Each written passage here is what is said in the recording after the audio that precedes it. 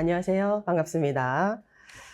자, 오늘부터 생물교육로 실전 문제 반을 개강을 했습니다. 그래서 12주차 수업을 하게 돼요. 그래서 7월 오늘 9일부터 해서 7월 4주, 그리고 8월 4주, 그리고 9월 4주, 쉬는 교추 없이 12주를 연속해서 수업을 할 예정입니다. 이 지금 생물교육 실전 문제 요 반은 앞에 지금 차례를 한번 보세요. 그 문제지를 보시게 되면 작년 2025 학년도 이제 기출 문제 6문항이 수록이 되어 있고요. 그리고 생물교육론 그 이론 교재죠. 심화 과정의 교재, 생물교육론 그 교재처럼 생물교육 과정부터 해서 생물 그 학습 평가까지 영역별로 기출 문제하고 그다음에 이제 예상 문제 이렇게 수록이 되어 있습니다. 그래서 작년 기출된 6문제 빼고 6 영역에서 총 이제 150문항이 이제 수록이 되어 있어요. 그래서 차례대로 해서 150문제까지를 쭉 한번 풀어보도록 하겠습니다.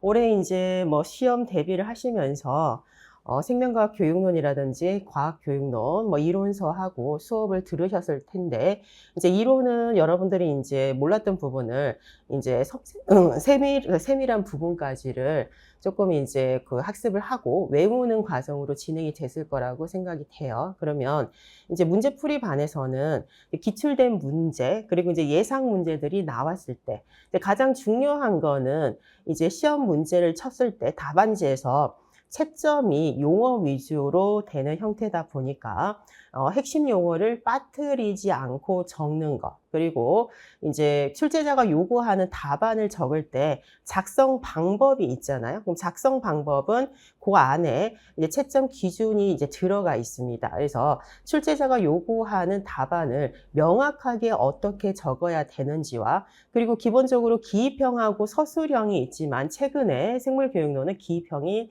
나오지 않고 있어요. 그래서 서술형의 답을 적을 때는 모든 답안을 이제 문장으로 적어야 되는데, 모의고사를 쳐도 그렇고, 실제 시험의 답지는 제가 보지는 못했지만, 문장으로 적지 않는 답안지가 많다라고 알고 있습니다. 그래서 우리가 국어과처럼 이거를 점수를, 오탈자부터 해서 이제 감점은 시키지 않더라도 채점을 하는 이제 채점자 입장에서는 항상 그런 얘기를 합니다. 성인이고 교사가 될 사람이고, 그리고 서술형에 이거를 명확하게 인지를 하고 있을 터인데도 답지를 그 형태로 적지 않는 거는 조금 성의가 부족해 보이지 않는가라는 생각을 대다수가 그렇게 하고 있거든요. 그래서 서술형의 답을 적을 때 귀찮아도 정확한 핵심 용어를 포함을 해서 문장으로 적는 일단 연습을 하셔야 돼요. 그래서 이 문제풀이는 먼저 여러분이 이제 예습을 통해서 문제를 풀어 오셔야 됩니다. 풀어 오고, 그리고 나서 제가 이제 수업에서 관련 이론하고 이제 답안을 제시를 했을 때, 이제 선생님이 제가 제시한 답안하고 본인이 이제 작성한 답안이 방향성은, 맥락은 비슷하다. 근데 맥락만 비슷해서 되지는 않거든요. 그래서 핵심 용어가 같이 들어가 있는지를 항상 확인을 하셔야 됩니다. 근데 문제를 풀어오지 않고 수업을 듣게 되면 답을 적으면 이렇게 적으면 되겠다라고 생각이 들지만 실제 본인이 풀었을 때 자신만의 언어적인 그 표현 방식들이 좀 차이가 있기 때문에 조금 이제 다르게 적힐 가능성도 있거든요. 그래서 문제풀이반은 꼭 사전에 이제 예습을 통해서 문제를 푸는 것이 1번이고, 서술형 문항은 문장으로 볼펜으로 적는 게 좋겠죠. 그래서 시험에 이제 그 연습을 하는 것처럼 볼펜으로 적는 습관을 들이는 것도 하나의 방법이 됩니다. 그래서 좀 이제 자꾸 적어봐야 글씨도 빠르게 적히기 때문에 그 이제 연습을 하는 과정이다라고 생각을 하시면 좋을 것 같아요. 이제 요거 이제 문제풀이반이 끝나면 파이널 모의고사가 있는데, 저희가 이제 강 선생님하고 같이 파이널 모의고사를 4회를 하게 됩니다. 근데 그 4회에는 이제 그 회차마다 생물교육론 문제가 6문제가 들어가게 되면 4회차까지니까 24문항밖에 없어요. 그래서 좀 이제 학생들이 파이널 모의고사 문제만으로는 사실 시험 대비를 하기 어렵죠. 그래서 가장 중요하게 생각을 할 수 있는 게 문제풀이반이고, 이제 다수의 그 장수생들, 합격생들도 문제풀이반을 꼭 들어야 이제 조금 생각보다 좋은 성적이 나왔었다라는 말을 많이 하고 있기 때문에, 듣는 여러분들은 이제 좀 귀찮더라도 문제를 사전에 풀고 좀 꼼꼼하게 시험을 준비를 했으면 좋겠다는 생각이 들어요. 자, OT는 따로 없이 일단은 수업으로 바로 들어가려고 합니다. 그래서 지금 오늘부터 9월 24일까지죠. 12주간 수업을 진행을 한다는 것을 기억을 하시면 되겠습니다. 자, 작년 기출문제 한번 보겠습니다. 교재는 4쪽부터 나오는데 기출 자료들이 워낙 길다 보니까 지금 PPT에 한꺼번에 들어가 있지는 않습니다. 그래서 작년 기출을 작년 문항을 실제 이제 시험으로 친 학생도 있고 치지 않은 이제 학생들도 있을 텐데, 문항을 전체적으로 보시게 되면 일단 길이가 길고요. 그래서 문제를 빠르게 파악을 하려고 하면 누구나도 뭐를 먼저 봐야 되겠어요? 작성 방법을 먼저 봐야 됩니다. 그래서 여기서 작성 방법을 한참 뒤에 가 있을 것 같은데, 자, 작성 방법에서 뭐를 요구하는지를 한번 쭉 보시고 자료를 이렇게 매칭을 해서 푸시는 것이 시간 단축에 의미는 있을 것 같아요. 자, 보세요. 괄호 안에 기억에 적절한 평가 내용을, 자, 자료 1과 교육과정 내용 체계 지시기의 내용 요소와 연관 지어서 제시할 것. 교육과정 문제잖아요, 요 문제는. 그런데 다른 것보다 이제 내용 요소를 적는 거는 이게 내용 요소가 명확해야 되기 때문에 이게 같은 맥락으로 비슷해 보이지만 이게 채점이 안 될 가능성이 굉장히 크죠. 그래서 내용 요소가 나오게 되면 정확하게 적어야 된다. 교육과정 문제가 포함이 되어 있고, 그 다음에 밑줄 친 니은은 지금 평가표에 제시가 되어 있는 내용입니다. 그래서 평가표에서 요 니은으로 자료 2를 학생이 제시한 작성한 자료 2를 이렇게 평가를 했을 때 미도달이 되는 이유가 두 가지가 나올 수 있다는 거죠. 근데 뭐를 가지고 적으라고 하면 측정 시기와 연관지어서, 이 측정 시기와 연관되지 않는 거는 이게 관련이 있는 내용이더라도 채점이 안 되죠. 그래서 측정 시기와 연관지어서 미도달에 대한 이유를 두 가지를 제시를 해야 되고, 그리고 밑줄 친 디귿이 있습니다. 그래서 가치 태도에 관련된 부분에서 평가를 하고자 하는 내용 요소, 그래서 평가 내용이 이 가치 태도의 하위 영역들, 내용 요소 중에서 어떤 거하고 관련이 있는가를 찾아 적는 거죠. 이렇게 지금 제시가 되어 있습니다. 일단 관련된 내용을 쭉 한번 정리를 해보도록 하겠습니다. 자, 자료 1은 2022 개정 과학과 교육 과정, 자, 생명과학입니다. 자, 2022 개정에서는 생명과학 1, 2라는 이제 그 과목명이 없습니다. 그래서 2015 개정에서의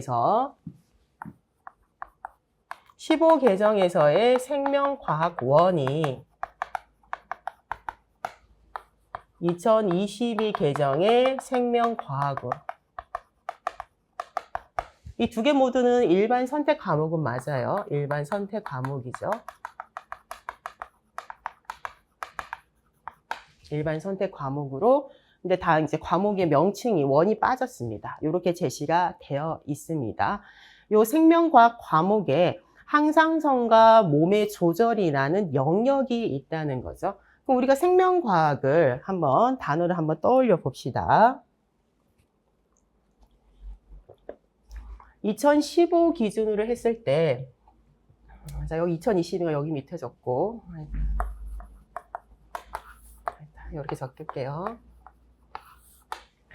2015 개정에서의 생명과학 1은 여기에 단원명이 5개가 있었어요. 단원명. 그래서 5가지의 단원명이 어떤 것이 있었냐 하면,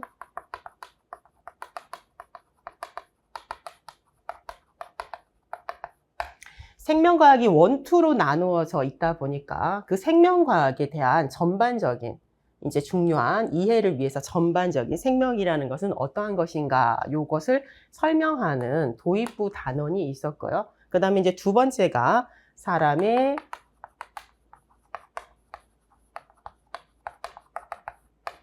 물질 대사. 그래서 우리가 중학교에 동물과 에너지 배웠을 때 소화, 순환, 호흡, 배설부터 해서 사람의 물질 대사에 대한 내용, 그 다음에 항상성과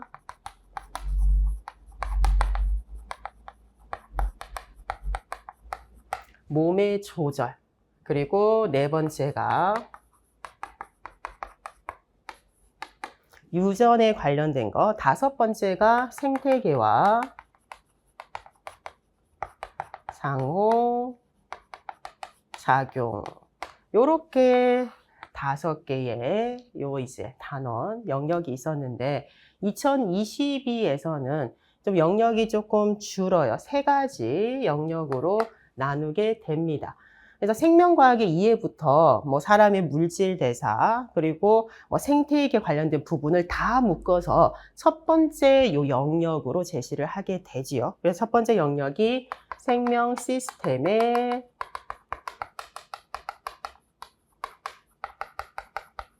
구성.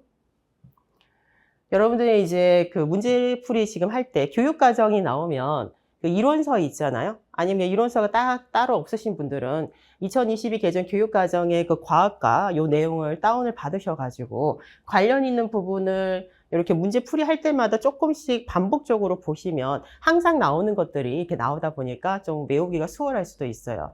그리고 제가 물론 외우고 적어와서 수업을 준비를 해서 하긴 하는데 가끔 제가 이제 외워서 적었던 것들이 요거가 틀릴 수도 있거든요.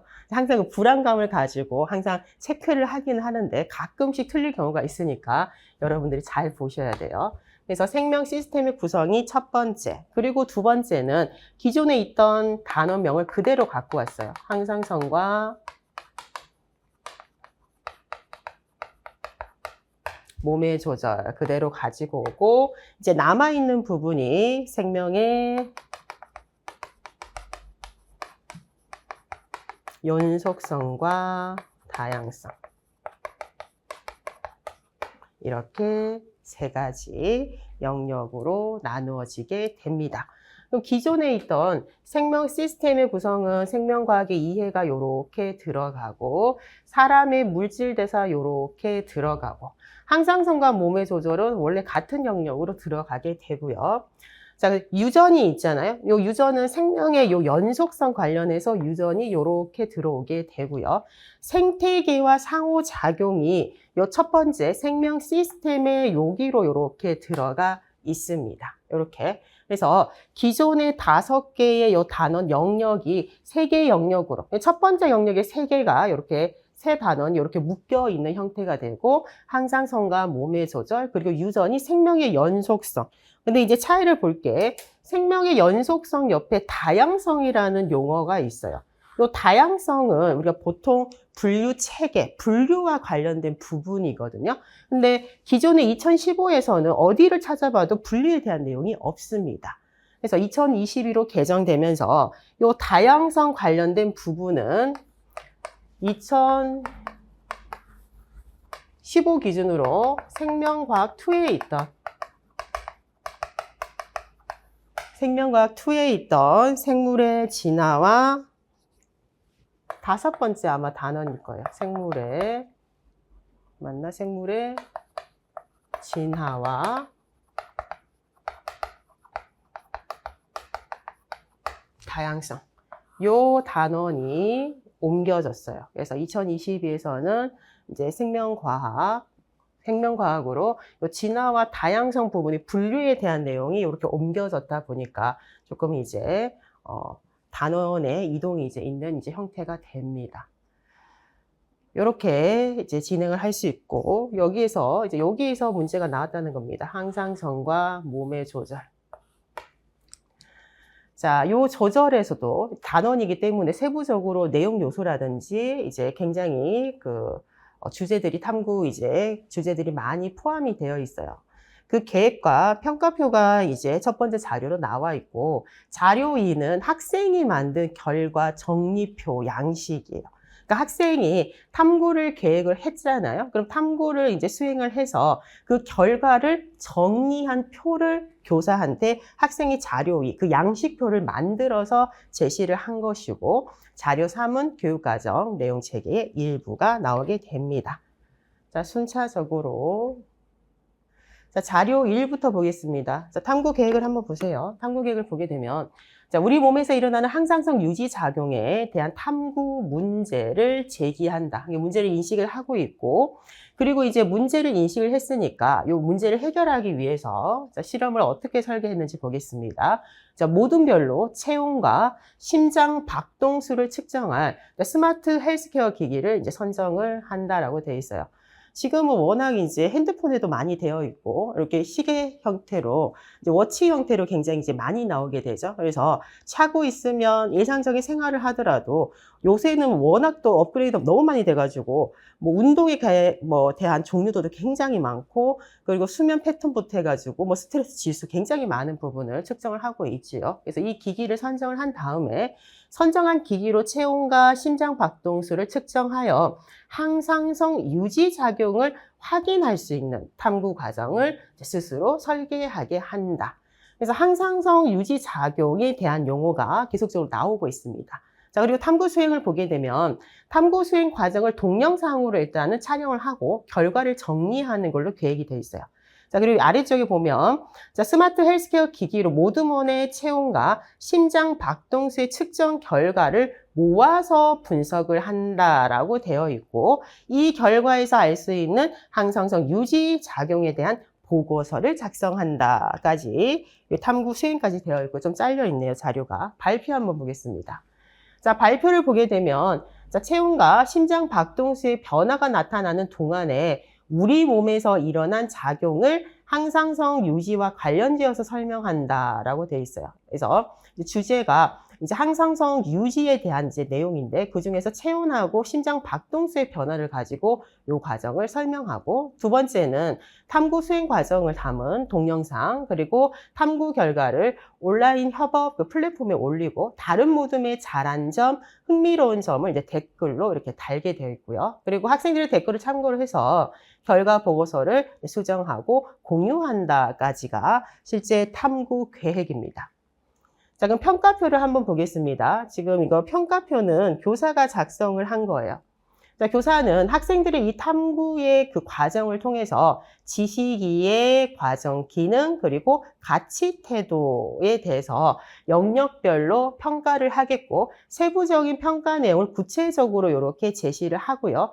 그리고 평가의 결과를 미도달과 도달이라는 형태로 제시를 하고 있습니다. 자, 그럼 평가 영역을 볼까요?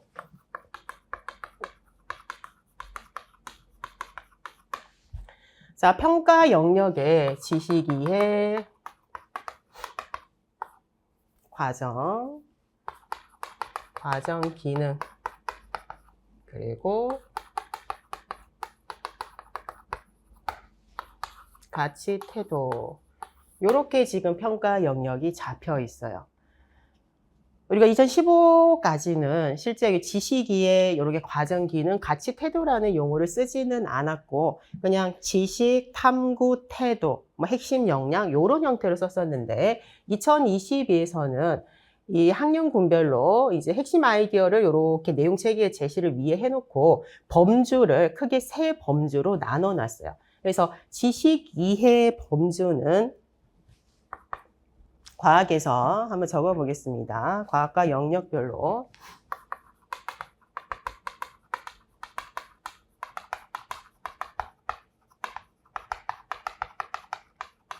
과학과 영역별로 학생이 알고 이해해야 하는 내용이죠. 알고 이해해야 하는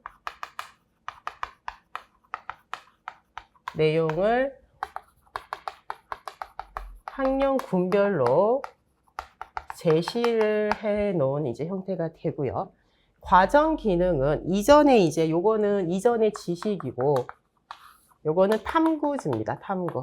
이 탐구를 과학에서의 과학과 탐구 기능과 탐구 과정에 해당하는 거를 요 범주 영역으로 제시를 해놨고, 그리고 요게 지금 세 번째는 우리가 아는 과학적 태도거든요. 태도.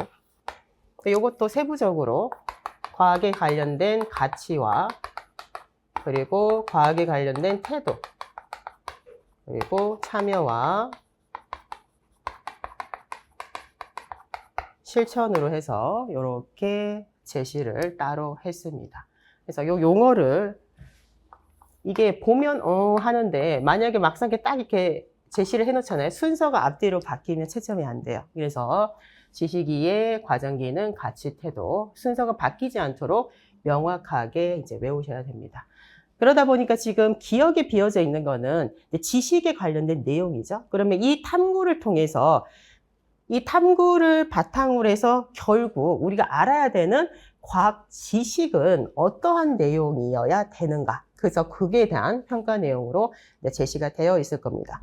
우리가 위에서 찾아보자면 지금 요 이제 과정 기능에 대한 거, 그리고 가치 태도에 대한 거를 보게 되면 과정 기능 결과 정리표, 양식에 기록할 내용, 자료 내용이 항상성 유지작용 확인하기 위해서 적절하게 작성되었는가. 발표 단계에서 다른 학생의 의견을 수용하였는가 등으로 의문형으로 제시가 되어 있습니다. 자, 요 내용 한번 보세요. 요게 있어요. 지금 발표에서. 여기 보세요. 학생들이 탐구 문제를 인식을 한 다음에 계획을 세워서 탐구를 수행을 하고 그 수행한 결과를 발표할 때 이 탐구를 통해서 우리가 알아야 된 그 과학에 관련된 그 지식, 요게 이제 지식과 이해 부분이 들어가야 되잖아요. 요 첫 번째 내용의 요거를 그대로 평가표 기억에 여러분들이 이제 작성 된 내용, 평가 내용 기존에 있는 것과 비슷한 맥락으로 이렇게 적으면 됩니다. 근데 어떻게 적으라고 했냐 하면 교육 과정에 그 지식이해 내용 요소가 들어가야 된다라고 했어요.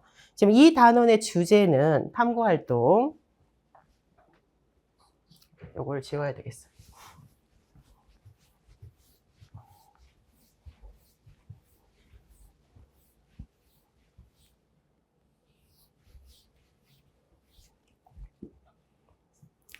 요거는 2022에 항상성과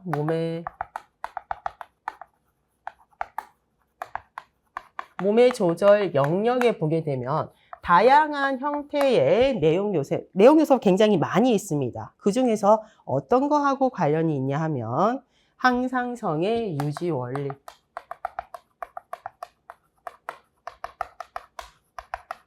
항상성 유지라는 용어는 지금 자료에서도 계속 나오고 있는데요. 실제 내용 요소에서는 항상성의 유지 원리라고 이렇게 적혀져 있습니다. 그럼 이 내용 요소와 연관지어서 제시를 해야 되기 때문에 지금 요 발표 첫 번째에 나와 있는 내용 그대로를 이용해서 기억에 적으시면 돼요. 그래서 기억에 들어갈 내용은 구체적으로 적어도 상관없어요. 관련된 내용만 맞으면 되니까.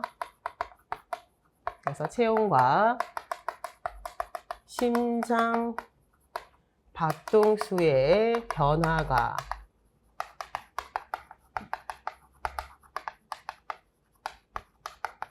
나타나는 동안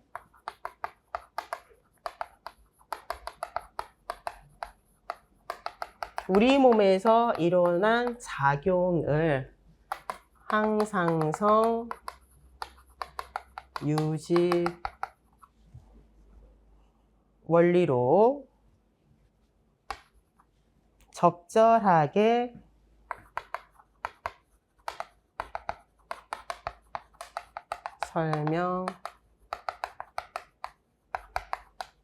설명하였는가. 이렇게 표현을 하시면 되겠죠.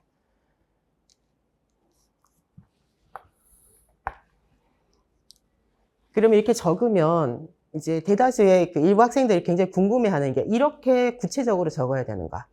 이거를 일부러 답안이 있는데 답안을 구체적으로 적는 게 아니고요. 제시되어 있는 내용을 가지고 적는 거예요. 그래서 요거를 이 앞쪽을 안 적고 항상성 유지 원리를 설명하였는가. 이렇게 적게 되면 오히려 명확하진 않아요. 왜냐하면 탐구를 했던 거를 평가를 하는 것이기 때문에 탐구 자체는 굉장히 구체적이잖아요. 그래서 결국은 체온하고 심장 박동수를 측정을 하고 요거를 바탕으로 해서 우리 몸에서 이제 학생들이 이제 이거를 계획된 대로 측정을 하고 바라는 이상적인 거는 이제 원래 운동하기 전으로 돌아오더라. 그래서 그 기작을 항상성 유지 원리로 설명하는 걸로 되어 있거든요. 그래서 요 정도를 적어주는 게 맞는 거지 이렇게 길게 적은 게 아닙니다. 그래서 기억에 관련된 내용은 내용 요소와 관련 지어서 이런 패턴으로 적을 수 있다. 자, 그리고 밑줄 친 니은으로 들어가 있잖아요. 밑줄 친 니은. 자, 결과 정리표 양식에 기록할 내용의 자료의 내용이 항상적 유지의 작용을 확인하기 위해서 적절하게 작성되었는가라고 되어 있는데 그렇진 않죠. 그래서 미도달이다라고 얘기를 하면서 미도달이 되는 이유 두 가지를 측정 시기와 연관지어서 적으라고 했어요. 그러면 과정 기능 요 내용, 평가 내용을 봤을 때 내용을 근거로 해서 학생이 작성한 자료 2가 미도달, 이유가 무엇인지 두 가지를 적는데 힌트가 있어요. 요거를 빠지면 이제 채점이 안 되죠. 측정 시기라는 용어가 있어요. 측정 시기와 연관지어서.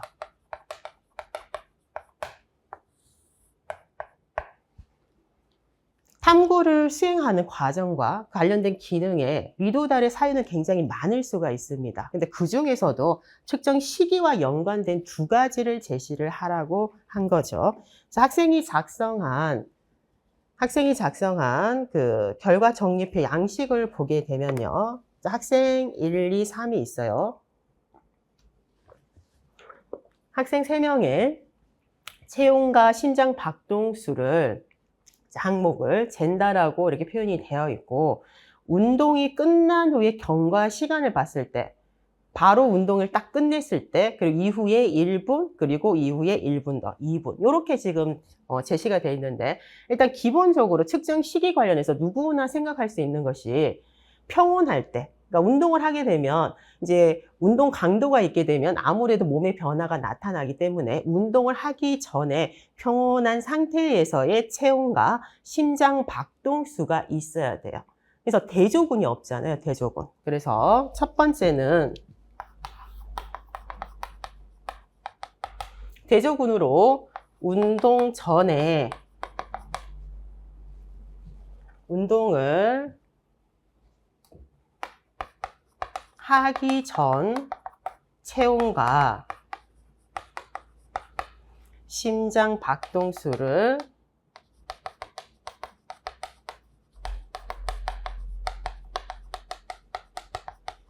측정을 해야 나중에 결과값하고 실험군하고 비교를 할 수가 있습니다. 그래서 운동을 하기 전에 요 체온과 심장 박동수를 측정해야 된다는, 측정하지 않았죠. 그래서 미도달 한 가지 사유가 될 수가 있고, 자, 두 번째도 측정 시기하고 관련을 지었을 때 운동이 끝나고 막 끝났을 때 1분, 2분 물론 어떤 운동을 하는지에 따라 조금 다를 수는 있지만 기본적으로 체온하고 심장 박동수가 올라가게 되면 짧은 시간에 운동하기 전으로 돌아오기까지는 조금 시간이 텀이 너무 짧아요.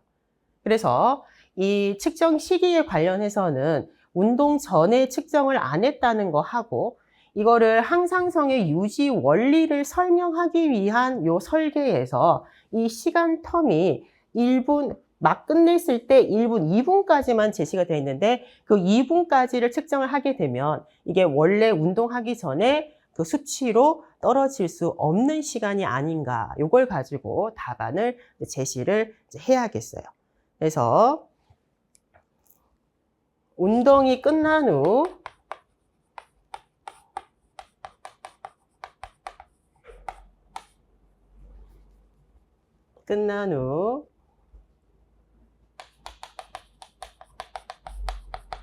경과 시간을 0분, 1분, 2분으로 설정을 했는데 시간 간격이 짧아서 항상성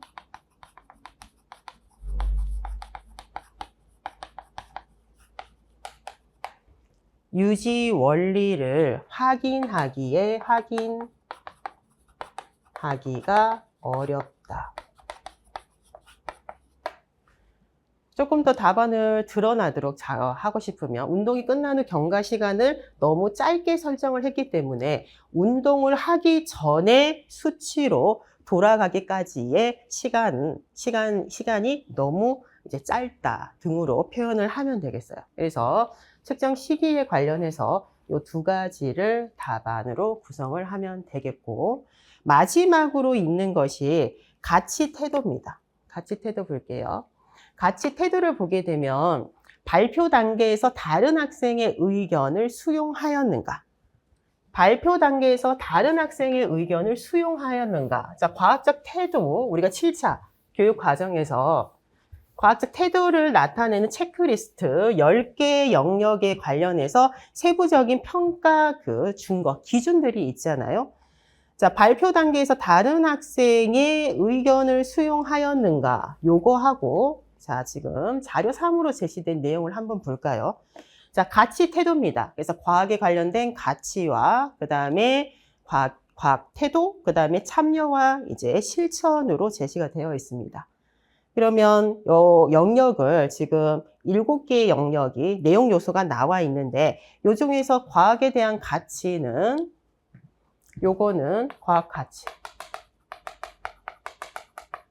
그리고 과학에 대한 감수성도 과학의 가치. 자, 그리고 태도 부분이 과학에 대한 유용성. 이게 과학의 태도. 그리고 창의성, 윤리성도 과학 태도.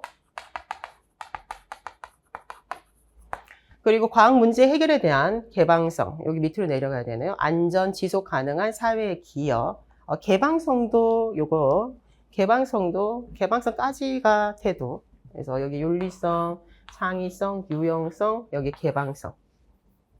요거까지가 과학 태도. 그리고 안전 지속 가능 사회에 기여하고 과학 문화 향유가 여기 참여와 실천 항목에 일단 해당이 됩니다. 그래서 참여와 실천이라는 용어는 작년 말고 그 이전에 2년 전에 출제가 용어로 됐죠. 여기에 지금 내용 요소가 있을 때 발표 단계에서 다른 학생의 의견을 수용을 했는가? 요거는 어떤 내용 요소와 관련이 있겠는가?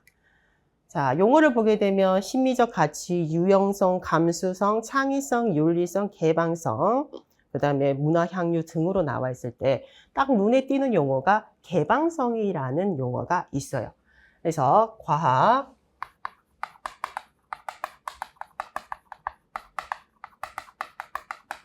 문제 해결에 대한 개방성. 이 내용 요소는 우리가 알고 있는 과학적 태도 체크리스트의 개방성이라는 용어하고 같은 맥락으로 이제 맥락이 같습니다. 그래서 이 개방성을 떠올려 본다면 개방성을 우리가 평가할 수 있는 내용 요소, 그 기준은 3가지 정도가 7차 교육 과정기에 제시가 됐어요. 그래서 첫 번째가 증거에 맞게 적어 보겠습니다. 증거에 맞게 자신의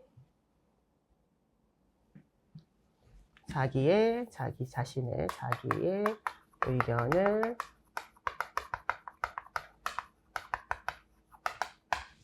수정한다. 자, 그리고 두 번째가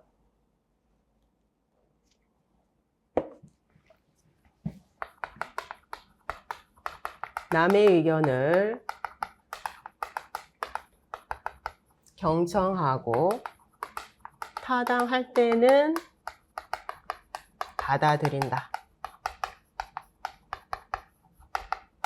그리고 마지막이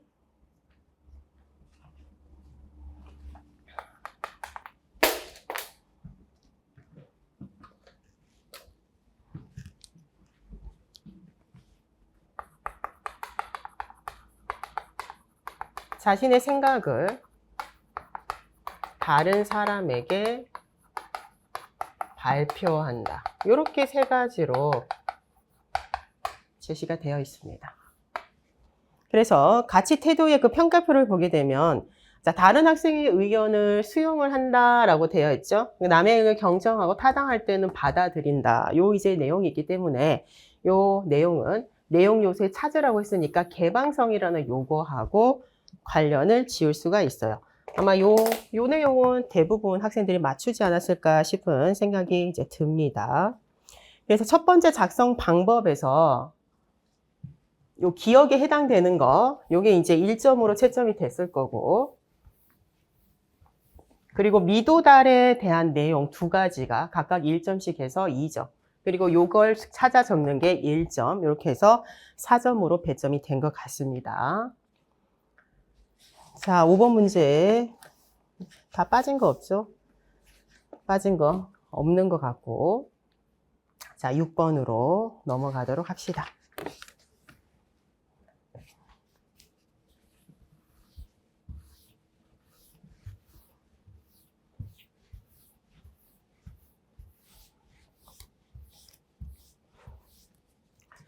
작년은 생교론에서 생각보다 점수를 많이 못 받은 학생들이 많았어요. 제가 이제 장수생 오랫동안 보는 학생들이 있는데 항상 이제 1차를 합격하고 최종에서 이제 간당간당하게 떨어지는 학생부터 해서 이제 학생들의 성적을 어느 정도 아는데 작년에 이제 장수생들은 2022 개정 그 과학과 교육과정에 대한 내용이 보통 교육과정 문제가 2점 정도 하나의 작성 방법으로 출제되는 게 이제 끝인데 작년에는 부분으로 너무 많이 나와서 교육과정을 좀 이제 제끼고 너무 내용이 많다 보니까 하기가 싫어서 그래서 요거 뭐 2점 정도는 괜찮다 싶어가지고 이제 교육과정을 명확하게 보지 않는 학생들이 생각보다 생교론에서 점수를 많이 깎였다라고 이제 얘기를 했고 좀 다른 의미로 또 얘기를 하면 작년에 어떤 학생은 모의고사를 이제 직강을 들었는데 모의고사 직강 들으면 1, 3차 해를 채점을 해서 저희가 다시 학생한테 이제 피드백을 해서 주거든요. 그랬더니 제가 이제 교육과정 문제를 너무 많이 내가지고 교육과정을 안 할 수가 없는데 너무 이제 스트레스를 받아가지고 교육과정을 봤는데 그게 이제 대부분 맞아서 좋은 성적으로 이제 붙었다. 근데 원래 교육과정 문제는 항상 작년 빼고는 항상 2점이었어요. 그래서 생교론에서 24점으로 배점이 나오든 26점으로 나오든 2점이었는데 작년만 조금 유독 이제 좀 많이 나온 이제 형태가 되죠. 그래서 기존대로 공부를 하다가 작년에 이제 된통 이제 당한 이제 형태가 됩니다. 그래서 우리가 요행을 바랄 수는 없어요.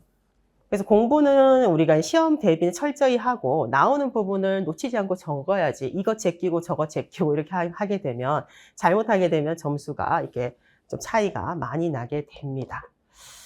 자, 6번에도 이제 앞쪽에 문들을 보게 되면 또 2022 개정 과학과 교육과정 이제 중학교 과학이에요. 그래서 생물의 구성과 다양성 영역의 성취 기준 일부를 제시를 해놨고 그리고 두 번째는 이 성취 기준을 달성하기 위해서 예비교사가 교사학습을 계획을 했고요. 그리고 이제 지도교사하고 피드백에 대한 대화 내용으로 제시가 되어 있습니다.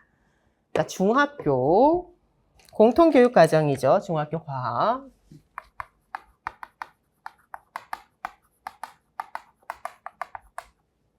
자, 중학교 1, 3학년군.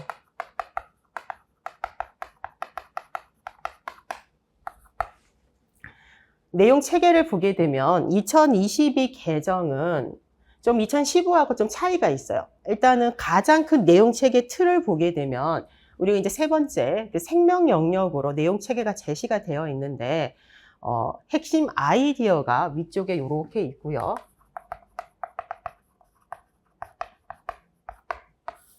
그리고 이 핵심 아이디어 아래쪽에 이제 범주가 나누어져 있어요. 조금 전에 살펴봤던 지식 이해, 과정 기능, 가치 태도 이렇게 이제 범주가 나누어져 있습니다. 그리고 이제 지식 이해를 다시 영역을 나누어 놨어요.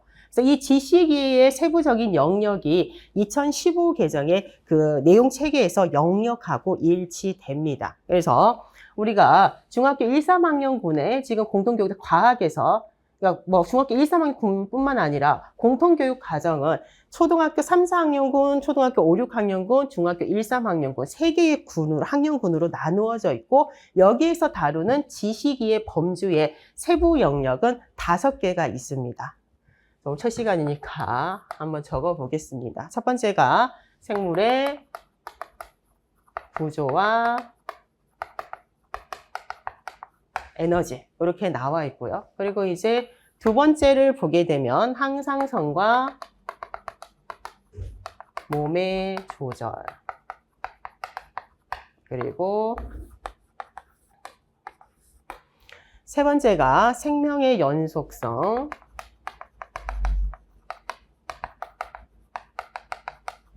그리고 네 번째가 환경과 생태계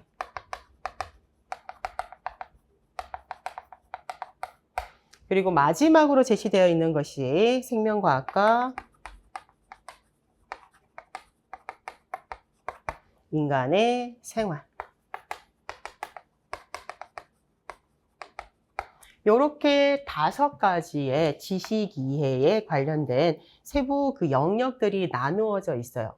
그런데 이 3개 중에서 중학교 1, 3학년 군에는 요 2개가 지금 없습니다. 중학교 1, 3학년 군에는 환경과 생태계를 다루는 부분 없고요. 그리고 생명과학과 인간의 생활, 이게 이제 배제가 돼 있다라고 볼 수가 있어요. 그래서 중학교 1, 3학년 군에 특히 이제 생명 영역입니다. 영역을 보게 되면 우리가 단원명을 한번 볼게요. 영역명.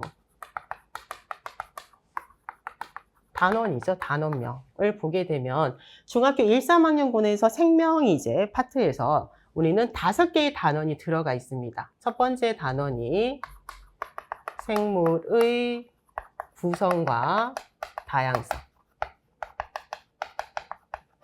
그리고 두 번째가 식물과 에너지. 그리고 세 번째가 동물과 에너지. 네 번째가 자극과 반응. 5번째가 생식과 유전. 이렇게 5개의 단원이 들어가 있어요. 그래서 중학교 1학년에 들어가 있고요. 1학년 1학기에 들어가 있습니다. 2022 개정 기준으로. 그리고 2학년 1학기, 2학기, 3학년 1학기, 2학기. 이렇게 해서 5개의 단원이 들어가 있습니다. 그러면 요 이제 내용 체계에서 영역하고 단원명은 일치가 되지는 않잖아요. 그래서 생물의 구조와 에너지를 보게 되면 생물의 구조와 에너지에 요 생물의 구성이 이렇게 들어가 있고 그리고 항상성과 몸의 조절은 요 동물과 에너지, 소화, 순환, 호흡, 배설을 배우는 내용입니다. 자, 그리고 생명의 연속성은 여기에 생식, 발생, 유전을 배우는 5번째 단원하고 관련이 있고 잘못됐네. 동물과 에너지가 여기 오면 안 되네. 제가 잘못 썼어요. 항상성과 몸의 조절은 자극과 반응이고 자, 식물과 에너지, 동물과 에너지는 다 이쪽입니다. 첫 번째 영역에 관련 있는 내용이다.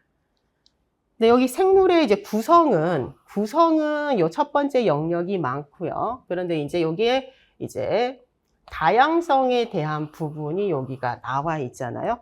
다양성에 대한 부분은 요쪽 생명의 요 연속성하고 관련이 있어요. 섞여 있어요. 요 첫 번째 단어는. 그래서 생물의 구성뿐만 아니라 요 이제 다양성. 다른 것들은 2015 개정하고 별반 차이가 없는데 요 첫 번째 단원만 차이가 있어요. 가장 큰 차이는 생물의 구성이라는 것이 이전에 다른 단원에 있었는데 요 단원으로 다시 모였어요. 그래서 생물의 유기적 구성. 그래서 세포에 대해서 배웁니다. 그래서 식물세포, 동물세포의 공통점, 차이점 배우고 그리고 생물의 유기적 구성 단계. 그래서 공통 단계와 식물계, 식물과 동물의 유기적 구성 단계를 배우는 게 여기에 포함이 되어 있어요. 그래서 세포하고 그 다음에 여기서 유기적 구성 단계를 배우니까 구조에 대한 거는 여기가 들어가 있고 다양성은 분류 체계입니다. 그러니까 종의 개념, 그 다음에 5개 분류 체계, 그 다음에 생물 다양성 이제 보존의 뭐 필요성, 이런 것들은 다양성 부분은 요 생명의 연속성 관련해서 이렇게 내용 요소가 나뉘어져 있더라. 자, 그 중에서 생물의 구성과 다양성에 대한 내용이고 자료를 한번 보겠습니다. 자, 자료 1에서 자, 위에 상략이 되어 있어요. 원래 이 단원에서는 지금 보세요. 이게 5번이잖아요. 5개의 성취 기준이 있는데 시험 문제를 요 마지막 성취 기준으로 냈으니까 위를 이제 날려놨습니다. 그래서 보세요. 성취 기준은 생물 다양성 보존의 필요성을 이해를 하고 생물 다양성 유지를 위한 방안을 조사하고 실천할 수 있다. 그리고 이제 필수 탐구 활동도 요 성취 기준 관련된 것만 이렇게 제시를 하고 있습니다. 그러니까 생물 다양성 보존, 이제 놀이 활동하기 이렇게 되어 있어요. 그래서 아래쪽에 이제 자료를 보게 되면 예비교사가 그 계획서를 이제 썼잖아요. 그래서 차시를 요거가 하나의 성취 기준이지만 요거를 세분화해서 차시를 나눠야 되죠. 내용 요소가 많아서. 그래서 첫 번째를 생물 다양성 보존의 필요성. 생물 다양성이 낮은 생태계의 먹이 관계하고 생물 다양성이 높은 생태계의 먹이 관계를 가지고 생물 다양성 보존의 필요성을 첫 번째 차시로 제시를 했습니다. 그럼 먹이 사슬과 먹이 그물처럼 돼 있잖아요. 그러면 먹이 사슬처럼 단선적으로 이렇게 관계가 이제 얽혀 있게 돼 있으면 하나의 그 단계의 생명체가 이제 멸종이 되면 연쇄 멸종이 일어나게 돼요. 왜냐하면 대체할 수 있는 먹이가 없기 때문이고, 그런데 이제 생물 다양성이 높아서 먹이 그물처럼 되어 있으면 하나의 생명체가 멸종이 되더라도 대체할 수 있는 먹이가 있기 때문에 이게 안정적이다. 그걸 가지고 대다수의 지금 모든 교과서들이 요거를 이제 언급을 하고 있어요. 자, 그리고 두 번째가 지금 기억의 차시명이 지금 비워져 있고요. 나와 있는 게 생물 다양성 감소 원인을 이제 조사하는 거, 그리고 생물 다양성 유지 방안을 조사하는 것이 되어 있고, 그럼 성취 기준에 이제 제시가 되어 있는 뒤쪽 부분이죠. 그리고 요거는 이제 필수 탐구 활동에 들어가 있는 내용을 세 번째 차시로 잡아놨습니다. 그래서 이건 필수 탐구 활동에 대한 내용으로 뭐 보드게임하고 노래 만들기로 융합적으로 이렇게 제시를 해놨네요. 자, 자료 3을 보겠습니다.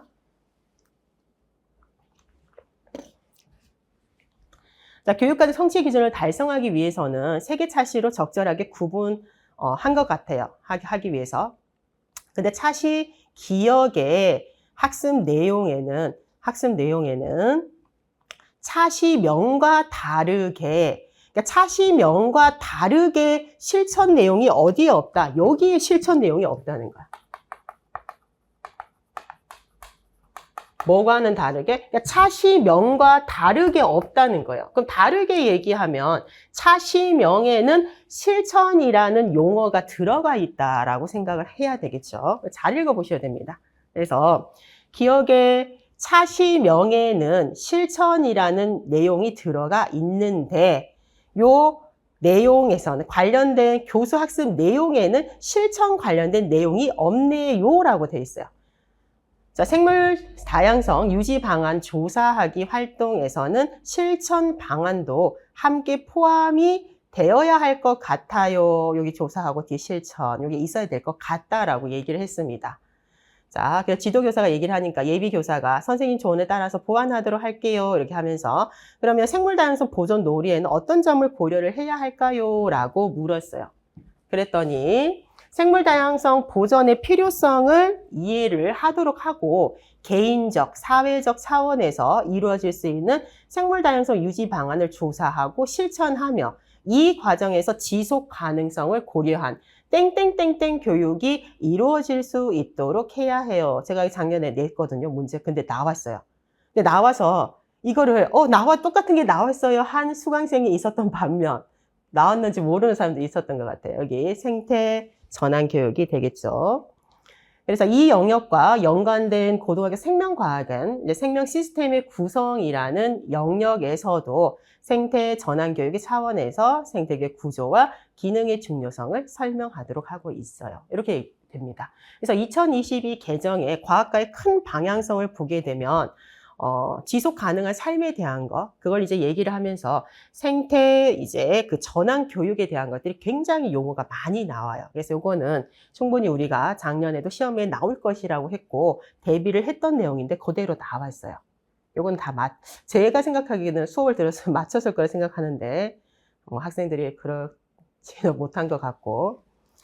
자, 작성 방법을 보고 한번 정리를 해보도록 하겠습니다. 이 영역과 연계되는 통합과학 2과목의 영역을 쓰라.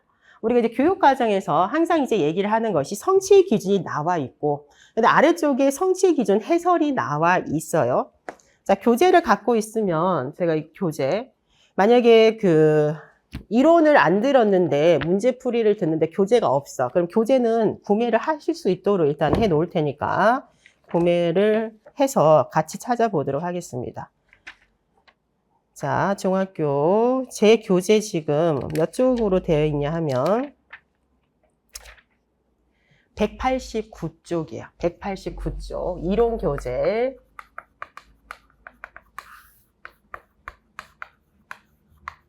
(189쪽을) 한번 보세요. 그럼 제가 얘기한 것처럼 위에 성취 기준 나와 있고 탐구활동 나와 있잖아요. 그리고 성취 기준 해설이 나와 있어요. 그래서 교육과정 문제를 사실은 점수를 잃지 않고 명확하게 다 우리가 나중에 점수를 받기 위해서는 성취 기준 해설에서는 뭐를 봐야 되냐 하면 요 학년의 요 단원에서는 어떤 수준까지를 다루고 뭐는 다루지 마라. 그래서 지도실 유의사항이 나와 있어요. 그래서 성취 기준 해설에서는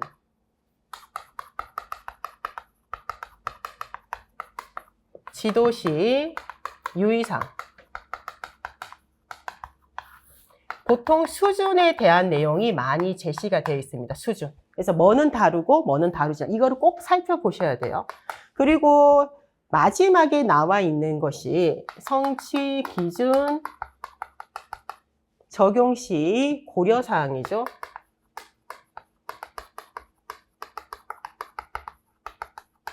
자, 여기를 보게 되면 뭐가 나오냐 하면 과목과의 연계, 영역별 연계가 나와요. 초등학교 3, 4학년군에서는 어떤 단원하고 연계가 되어 있고 5, 6학년군은 어떤 단원, 중학교 과학하고는, 그 다음에 통합과학 1, 2하고는 어떤 단원, 그리고 이제 생명과학, 그리고 이제 세포학 물질대사, 생물의 유전 그 과목에 어떤 단원하고 연결되어 있는지가 나와 있는데 굉장히 시험에 많이 나오잖아요. 근데 요 이제 연계는 단원명이기 때문에 똑같게 적지 않으면 채점이 안 됩니다. 그래서 교육과정 좀 매정해요. 부분 점수가 없어요. 다 1점을 주거나 빵점을 주는 거지 누가 1점 주고 0점 줘서 부분 점수가 되지를 않아요. 그래서 정확하게 적어야 되는 부분이 됩니다. 자, 연계를 한번 보세요. 첫 번째 나와 있습니다. 초등학교 쭉 나와 있고, 자, 물었던 것은 통합과학 2를 묻고 있어요. 왜냐하면 고등학교에 그 지금 통합과학 1에 1은 시스템과 상호작용이고요. 통합과학 1.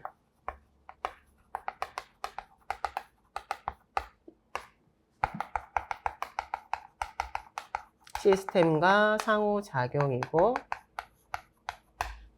그리고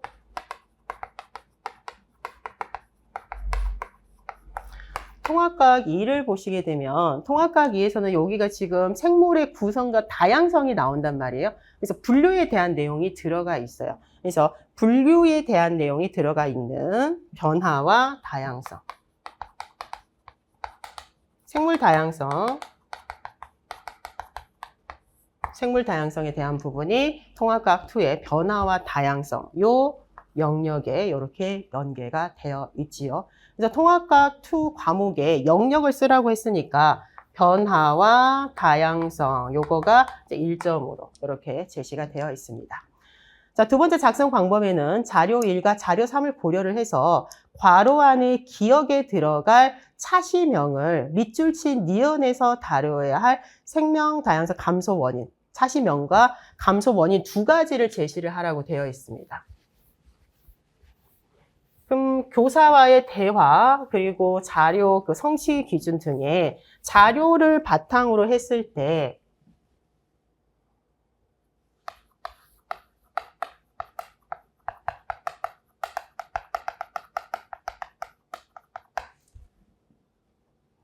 자, 괄호 안에 기억에 들어갈 차시명으로는 차시명에는 아까 문맥상 뭐가 들어가 있다고 했냐면 실천과 관련된 내용이 들어가야 돼요. 그래서 그 성취 기준이 생물 다양성 유지를 위한 방안을 조사하여 실천할 수 있다. 요 내용이거든요. 그걸 축약해서 적으시면 됩니다. 그래서 기억에 들어갈 내용은 생물 다양성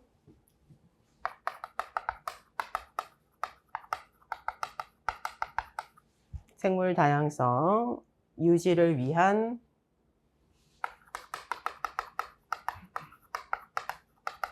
방안과 실천이고, 그러니까 여러분들 답은 이렇게 길게 문장으로 적으셔야 돼요. 실천이고, 그리고 밑줄 친 니은에서 다루어야 할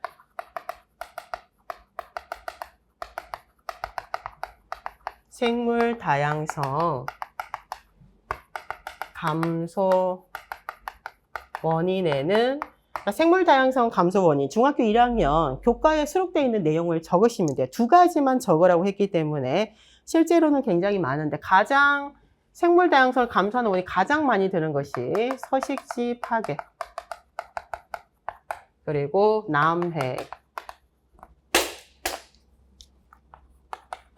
남획이 있고요. 그리고 외래종 유입이 있고, 그리고 환경오염도 있고, 환경오염,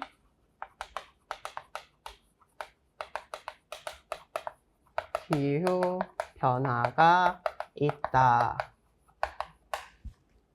교과서에서는 대다수 이렇게 한 5가지 정도를 가장 많이 출판사별로 거의 대부분 요거를 다루고 있어요. 그 중에서 2가지를 적으라고 하면 2가지만 적어야 돼요. 그래서 정확하게 여러분들 이 중에서 2가지를 적으면 되겠죠. 근데 이제 기후 변화에 대한 걸 같은 걸 2개 적는 거는 아마 채점이 하나밖에 안 됐을 수도 있어요. 그래서 영역별로 제시가 된 서식지 파괴, 남획, 외래종 유입, 환경 오염, 기후 변화에 관련된 걸로 2가지를 적습니다.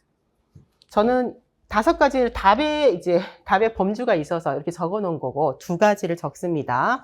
자, 그리고 괄호 안에 디귿에 들어갈 용어는 생태 전환이죠. 뒤에 교육이 가로 밖에 교육이 다 나와 있어요. 그래서 생태 전환이라는 용어를 쓰면 되지요. 이렇게.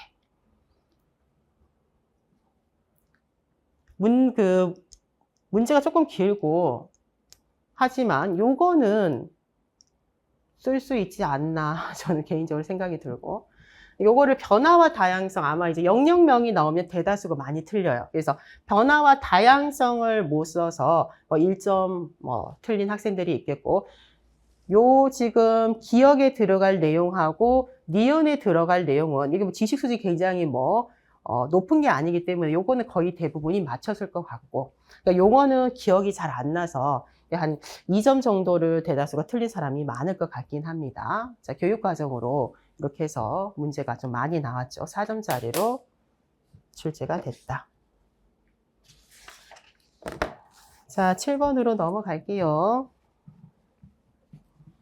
작년에 시험 친 학생들은 자기 답이 기억이 안 난다고 하실 수 있지만 기억이 나야 돼요. 날 겁니다. 그리고 저런 맥락으로 썼던 것 같은 데는 명확하지는 않고, 용어에 대한 것들은 기억을 사실 정확하게 해야 되는데 기억이 날 거예요. 갑자기 어느 순간. 그래서 본인의 그 점수를 알고는 있잖아요. 그래서 세부적인 영역별 점수는 모르겠지만, 저거는 내가 틀린 것 같다. 요거는 그래도 맞는 것 같다. 이렇게 생각을 하시면서 다시 한번 이제 수업을 쭉 정리를 하면 좋겠어요. 자, 7번 자료는 고등학교 세포와 물질 대사. 2022 개정이 되고 나서 2년 후부터 이제 시행이 됐거든요. 그래서 2024, 그리고 이제 2025학년도잖아요, 지금은. 그래서 초등학교 지금 초등학교 5, 6학년하고 중학교 1학년, 초등학교 3, 4학년하고 중학교 1학년이네요. 중학교 1학년이 이제 적용이 되고, 이제 내년이 되게 되면 초등학교 이제 5, 6학년, 중학교 2학년, 그 다음에 고등학교 2학년. 올해가 초등 3, 4, 그 다음에 중학교 1, 고등학교 1학년 통합과학하고 과학탐구 실험이 새 교재로 지금 배우고 있으니까 그렇게 되네요. 자, 내년이 되면 대다수의 이제 2학년, 중2, 그 다음에 고등학교 이제 2학년에 해당하는 생명과학하고 이제 선택 과목들이 쭉 만들어져 나올 것이고, 그리고 이제 내후년이 되게 되면 거의 대부분은 이제 2022 개정 교육과정을 바탕으로 해서 교과서를 가지고 수업을 하게 됩니다. 자, 세포와 물질 대사네요. 고등학교.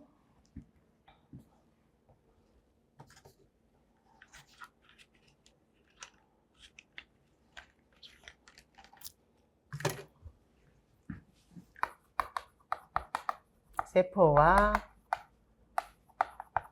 물질 대사는 진로 선택 과목이에요.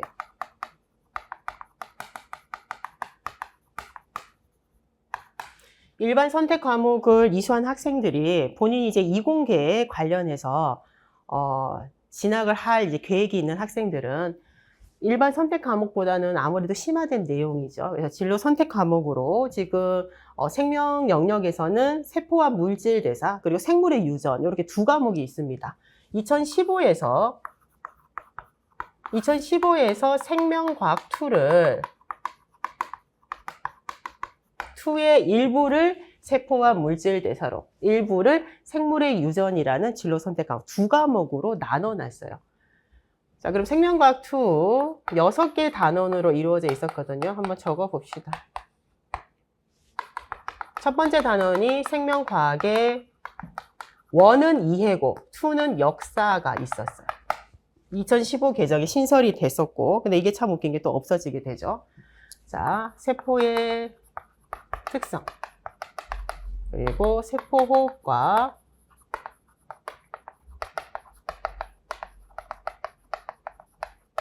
광합성이 나오고, 그리고 유전자의 발현과 조절, 생물 맞죠? 진화와 다양성,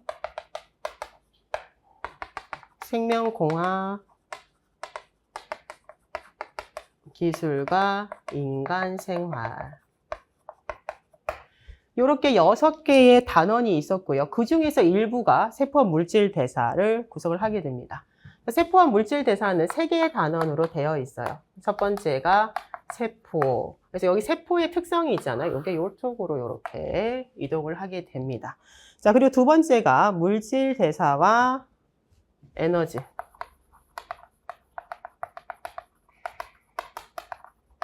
세 번째가 세포호흡과 광합성 그대로.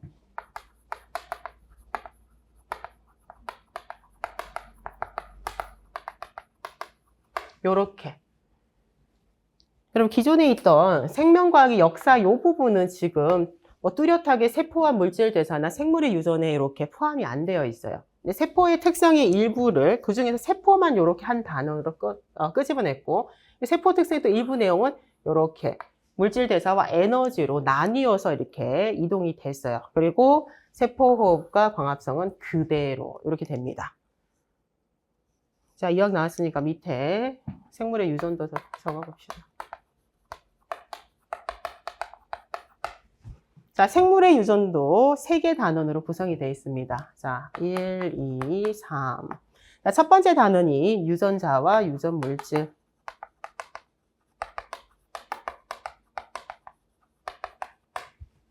자, 두 번째 단원은 유전자의 발현과 조절이라는 요 단원이 있잖아요. 일부 유전자의 발현. 그래서 요게 분산이 돼서 이렇게 들어왔어요. 그리고 다섯 번째 있는 생물의 진화와 다양성은 2022에서 생명과학으로 이동을 했다라고 조금 더 수업할 때 제가 제시를 했습니다. 그럼 남아있는 생명공학 기술과 인간생활이 들어와야 되잖아요. 요거에 생명공학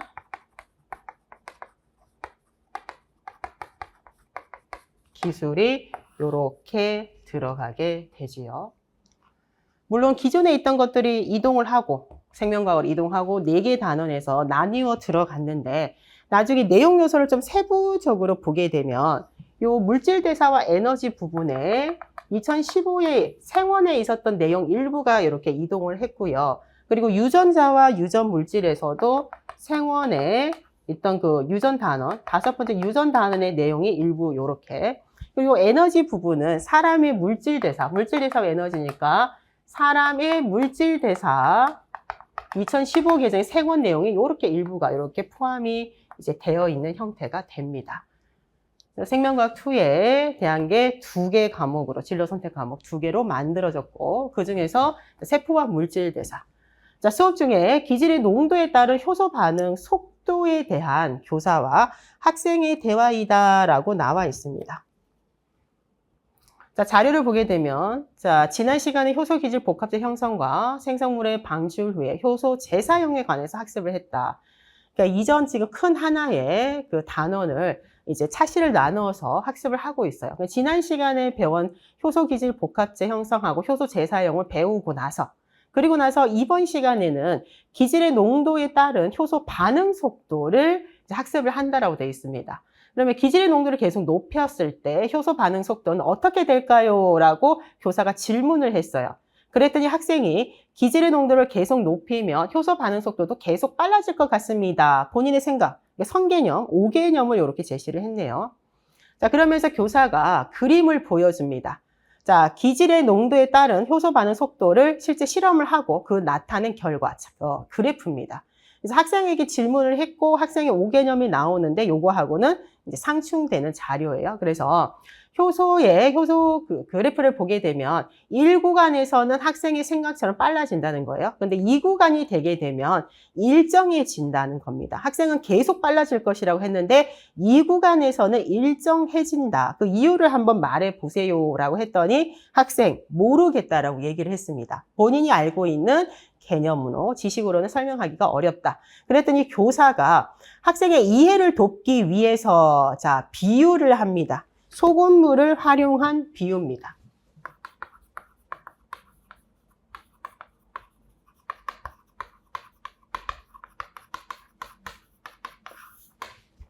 자, 비유에 우리가 정의를 기억을 하고 있을 겁니다. 그래서 친숙한 영역에 학습자에게 친숙한 영역에 요 것을 이용해서 학습자에게 친숙하지 않은 영역을 이해시키기 위해서 이렇게 학습을 진행하는 방법이에요. 그래서 대부분은 구조적, 기능적인 유사성, 비슷한 점을 근거로 해서 친숙한 영역에 대한 거는 비유물이다라고 얘기를 하고 친숙하지 않은 영역은 목표물이에요. 이 목표물은 학습에서 과학 개념이 됩니다. 그래서 요거를 이해를 시키기 위해서 뭐를 그럼 모르냐 하면 지금 기질의 농도에 따른 효소 반응 속도가 왜 일정해지는지 요 오늘 주제에 대해서 과학 개념을 몰라요. 근데 이게 이해하기가 눈으로 보이지 않으니까 어렵잖아요. 그래서 학습자들에게 친숙한 영역에 있는 소금물을 가지고 효소 기질 복합체에서 기질의 농도가 올라갔을 때 이전에 학습한 내용을 바탕으로 기질의 농도에 따른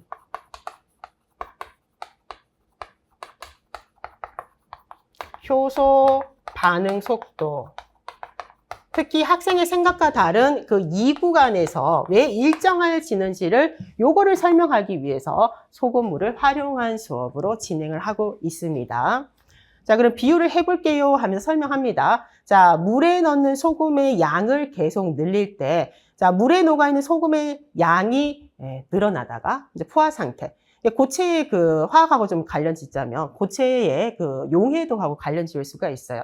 그래서 우리가 용해시킬 수 있는 양은 정해져 있어요. 그래서 용매 100g 속에 최대로 녹을 수 있는 양이 정해져 있고 그 이상으로 포화가 되면 더 이상 못 녹죠. 그래서 가루 형태로 남아있는 걸 볼 수가 있습니다. 그래서 이 물에 넣는 소금의 양을 이제 계속 이제 늘리게 되면 포화가 되게 되면 더 이상 늘지 않는다. 그것을 이유로 근거로 해서 마찬가지로 기질의 농도를 계속 높입니다. 처음에는 효소 반응 속도가 이렇게 높아지다가 일정 이상의 기질의 농도 이후에서는 더 이상 증가하지 않고 이렇게 일정해집니다. 효소 반응 속도가.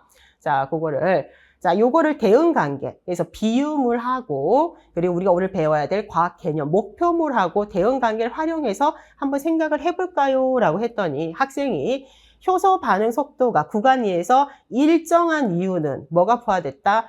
효소가 포화된 것이라고 생각하면 되겠네요 라고 했고, 자, 학습한 내용을 정리를 해보자. 그럼 학습한 내용은 오늘 배울 과학 개념을 정리를 하는 거예요. 그래서 효소 기질 복합체가 생길 때 기질과 반응하는 효소의 양은 정해져 있다는 겁니다. 그래서 농도를 계속 높여도 특정 농도 이상에서는 더 이상 효소 반응 속도가 빨라지지 않더라. 이게 오늘 학생이 이제 이해한 과학 개념입니다. 교사가 잘 설명했습니다. 라고 하면서, 근데 효소 반응하고, 자, 소금물은 서로 다른 과학 현상으로 차이점이 있으니, 이 비유는 요 개념 이해에만 부분으로 활용을 해야 된다라고 제시가 되어 있어요. 자, 작성 방법 보겠습니다. 자, 밑줄 친 기억은 소금물을 활용한 비유입니다.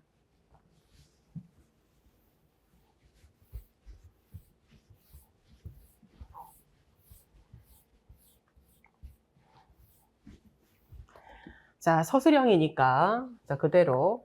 답을 적을 때 동그라미를 적어도 뭐 감점이 되지는 않아요. 원래는 동그라미를 적지 않고 이제 들여쓰기나 문단으로 적어야 되는데, 자, 요거를 한번 적어 볼게요. 밑줄 친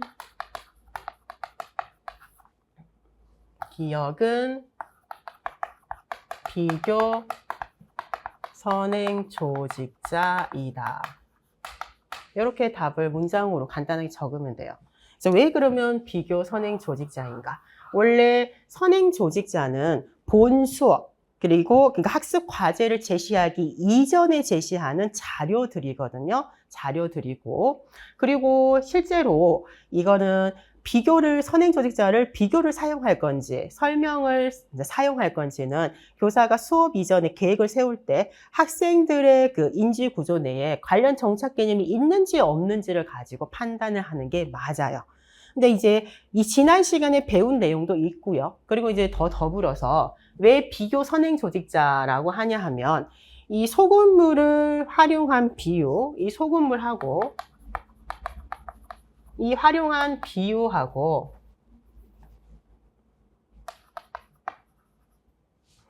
소금물을 활용한 비유와 그리고 우리가 실제 배워야 되는 기질의 농도에 따른 효소 반응 속도, 이 둘의 이제 공통점,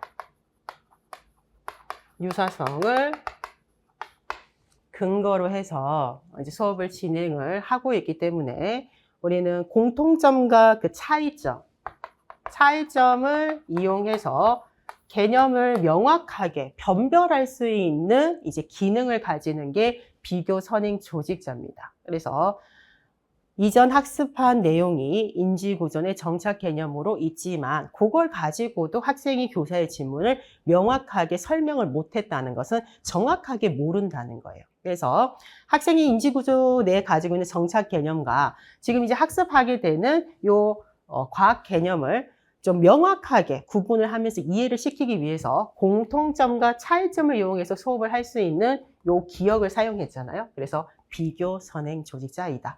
근거는 적으라고 되어 있지는 않아요. 그래서 요 용어를 적는 것이 1점짜리로 채점이 되어 있습니다.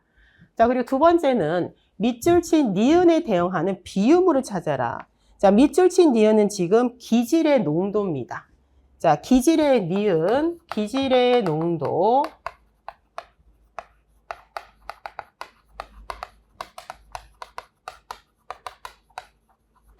비유물은 찾아 쓰라고 했기 때문에 요 지금 자료에서 그대로 찾아 쓰면 돼요. 그럼 찾아 쓰게 되면 비유물을 찾아 쓰라고 했으니까 여기 교사의 그 내용으로 보게 되면 그대로 나와 있어요. 보세요. 자, 소금물을 활용한 비유를 해볼게요 하면서 자, 물에 놓는 요 소금의 양을 늘릴 때 쭉 하다가 마찬가지로 기질의 농도를 계속 높일 때 소금의 양을 계속 늘릴 때 이렇게 돼 있잖아요. 그래서 대응하는 비유물을 찾아 쓰라고 하면 있는 그대로 적으면 돼요. 비유물은 소금의 양이죠. 소금의 양. 근데 요거를 소금의 양을 기존에 이제 찾아 쓰라고 하면 있는 걸 써야 되니까 요렇게 써도 되는데 만약에 소금의 농도라고 적어도 요거는 출제자가 유사 답안으로 채점을 했는지 안 정확하게 몰라요. 근데 찾아 쓰라고 했는데 소금의 농도라는 용어가 없는데 뭐 맞다 해줄 건지 안 해줄 건지는 뭐 협의에 의해서 채점이 됐을 것이고 찾아 쓰라고 했기 때문에 있는 내용은 소금의 양으로 이렇게 표현을 하면 되겠습니다. 그래서 양이고 그리고 과학적 개념을 설명하기 위해 활용하는 비유의 한계점, 일반적인 한계를 적어요. 일반적이라는 것은 엄청 이제 기퉁에 있는 이렇게 세부적인 한계점 말고요. 일반적인 한계점은 우리 그 교사의 설명에도 있습니다. 자, 차이점도 있으니까 요 개념에서는 공통점, 요것만 활용하세요라고 나와 있잖아요. 그래서 비유의 일반적인 한계는 오개념이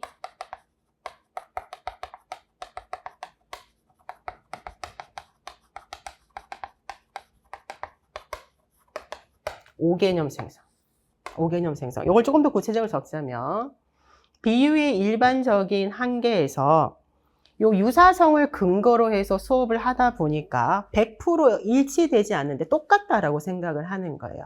그래서 유사성을 근거로 학습을 하게 되면 비유물과 목표물이 모든 부분에서 같다라는 생각을 가지면서 오개념이 생성될 수 있다. 채점은 용어의 일반적인 오개념이 한계라고 했기 때문에 오개념 생성에 대한 용어가 있으면 요거는 채점을 할 수밖에 없었을 것 같아요. 일반적인 한계. 자, 그리고 자료에서 학생이 형성한 과학적 개념을 제시를 해라. 자료에서 학생이 형성한 것이기 때문에 자료에서 찾아야 되겠죠? 요겁니다. 요거. 자, 정리를 해볼까요? 했을 때 요 내용이죠. 학생이, 요 마지막 학생의 요 이제 발표 부분이라고, 설명 부분이라고 할 수가 있어요. 그거 그대로 적으시면 돼요. 그래서 효소 기질 복합체가 생길 때 기질과 반응할 수 있는 효소의 양은 정해져 있기 때문에 기질의 농도가 계속 높여도 기질의 특정 농도 이상에서는 효소 반응의 속도가 빨라지지 않는다. 요걸 그대로 그냥 적으면 돼요. 요거는 찾아서 보는 것이기 때문에 요거가 적는 것이 세 번째, 이게 1점으로 배점이 되어 있어요.